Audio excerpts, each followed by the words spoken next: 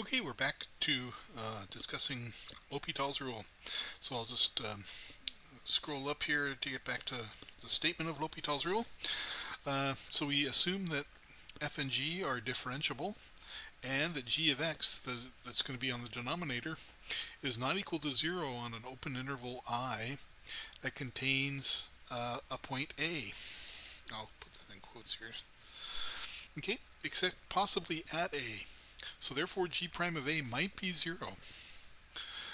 Further, suppose that the limit as x approaches a of f of x over g of x is 0 over 0, or plus or minus infinity over plus or minus infinity. These are called indeterminate forms. Indeterminate forms. Indeterminate meaning we're not sure what the limit is going to be. We need to do more work to figure that out. Then L'Hopital's rule says that to take the limit of the quotient, f of x over g of x, we take the limit of the derivatives. And just as a note here, remember that that is not the quotient rule. We're taking the limit of the top divided by the limit of the bottom. Or sorry, the derivative of the top divided by the derivative of the bottom. Okay, and there is a condition on that, and that is provided that the limit on the right exists. So this limit needs to exist in order for L'Hopital's rule to work. Now this really isn't something you really need to keep in mind unless this limit turns out to not exist. So you would not want to conclude that the original limit does not exist as well, right? That's what we're saying here. So if you compute L'Hopital's rule and you get a limit that does not exist, that may or may not be a good conclusion, okay? You have to go back to the original problem and try something else. All right, so we tried a couple of examples, and I just wanted to do one more quick example here. What goes to infinity faster, e to the x or x to the n? Does the exponential function or the polynomial go to infinity faster? And you're probably saying that e to the x goes faster. But the way to answer that question would be, one way to answer it, we might take the limit as x goes to infinity of, let's take maybe x to the fourth divided by e to the x first, just to see what happens. And if we take the limit, so the idea here is that I'm looking for this limit to be 0, right? Because that would mean that the denominator is going to infinity faster than the numerator. And let's see if that happens. By the way, as x goes to infinity, this is an infinity over infinity form, so we can use L'Hopital's rule. Okay, so that's going to be the limit of 4x cubed divided by e to the x, right? That's still an infinity over infinity form, and so L'Hopital's rule can be applied over and over again. And so in this case we'll have 12x squared divided by e to the x, and then we can use it again. Let's see, that would be 24 x divided by e to the x.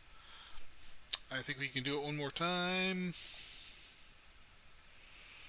24 over e to the x, and now we can't use L'Hopital's rule anymore because it's 24 on the top, but we can conclude that this is equal to 0 because the denominator is going to infinity, but the numerator is not. So our answer is 0 there. And so if we wanted to, so we answered the question for x to the fourth. If we wanted to answer the question for the general case, we note, how many derivatives did I take there? I took 1, 2, 3, 4. So if I take n derivatives,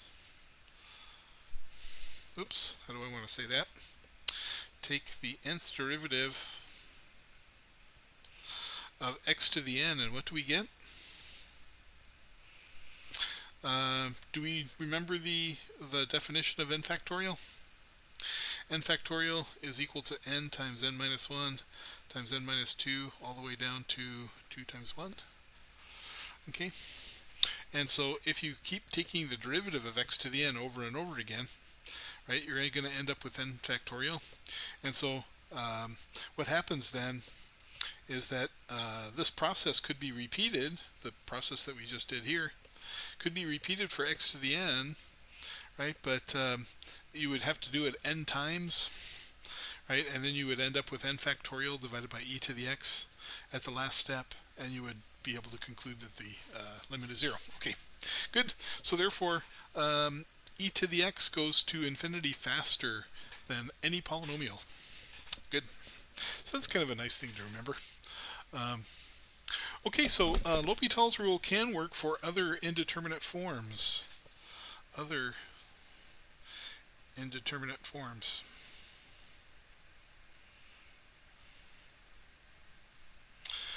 And so the first one we want to take a look at is a product form, form 0 times infinity. Now note that, side remark, if you have 0 times 0, right, that's going to be 0, and infinity times infinity is going to be infinity, right? So those are not indeterminate.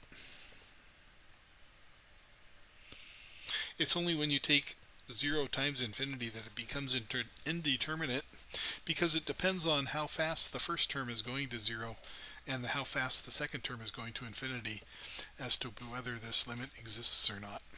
Okay, but we want to try to figure out if we can we manipulate. So this is going to be something of the form like limit as x approaches a of f of x times g of x equals 0 times infinity.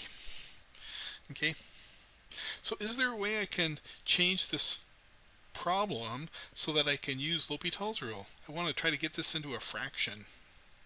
And so the idea, we want to change f of x times g of x into a fraction to use L'Hopital.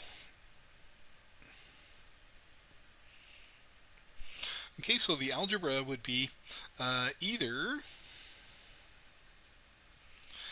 you could take f of x divided by 1 divided by g of x, right? Or you could take g of x divided by 1 over f of x. And now we have a fraction. Because remember now, if we have 0 times infinity originally, f of x is going to 0 and g of x is going to infinity, so 1 over g of x is going to 0. And so this would be a 0 over 0 form in the first case.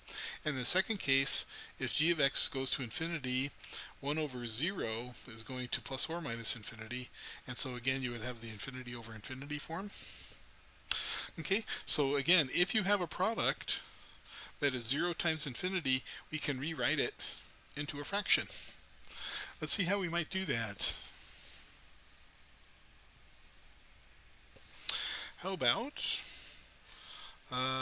x times the natural log of x as x goes to 0, limit as x goes to 0 from the right of x times the natural log of x. So this is a one-sided limit, but that's okay. So which one would you rather put in the denominator? I think it's probably easier to put the x into the denominator, right? So I can rewrite that as the limit as x approaches 0 from the right. I'll keep the natural log on the top, and in the denominator I'll write that as 1 over x. Good. And now as x approaches 0 from the right, the natural log of 0 is going to minus infinity. 1 over x is going to positive infinity. And so we do have an infinity over infinity form in this case. And now, when we take L'Hopital's rule, we take the derivative of the top and the derivative of the bottom. So the derivative of the top is 1 over x. The bottom is minus 1 over x squared. Right? And before you do anything else, you want to simplify that. Okay, from the top is 1 over x times, remember to invert and multiply. And so now the x's cancel, and we're left with a limit of minus x, which is 0. Good. All right. All right, our next example is exercise 44 in section 4.4. And that is we're going to take the limit as x approaches 0 from the right of the sine of x times the natural log of x. I guess we're doing two natural logs at the same time. Oh well. That's okay. So how are we going to use L'Hopital's rule here? We have a product. And so notice that sine of x is going to 0. Natural log of x is going to infinity. So minus infinity, I should say. So this is a indeterminate form that we were talking about. And so it's probably easier to flip the sine of x down below, because that becomes, let's see, what is 1 over the sine of x? Do you remember? That is the cosecant. And so we can replace the 1 over sine of x by the cosecant of x. Good. And now, yeah, because sine is going to 0, 1 over sine is going to infinity, right? So cosecant does have a vertical asymptote at 0. And so I believe we're ready to go with, oops, I forgot to put 0 to the right there. 0 to the right, 1 over x, and then cosecant, what's the derivative of cosecant? Minus cosecant cotangent. Good. Alright. Alright, so I don't really want to work with cosecant and cotangent, so let's see if we can rewrite that in terms of our normal functions. And so we can rewrite that just algebraically, right? No, we don't need to use L'Hopital for now. Let's see, we get 1 over x times minus the sine of x times the tangent of x. Good. Now, how am I going to take that limit? I seem to remember sine of x over x. Oh, that might work. So we have minus the sine of x over x times the tangent of x. Now, is this an indeterminate form? Well, my thing is moving on me. Gosh darn it, there. So now sine of x over x, you remember, what happens as x goes to 0? That goes to 1, that's right. And the tangent function goes to 0. 1 times 0 is not indeterminate. It is equal to 0. So therefore the answer is 0. Excellent. All right.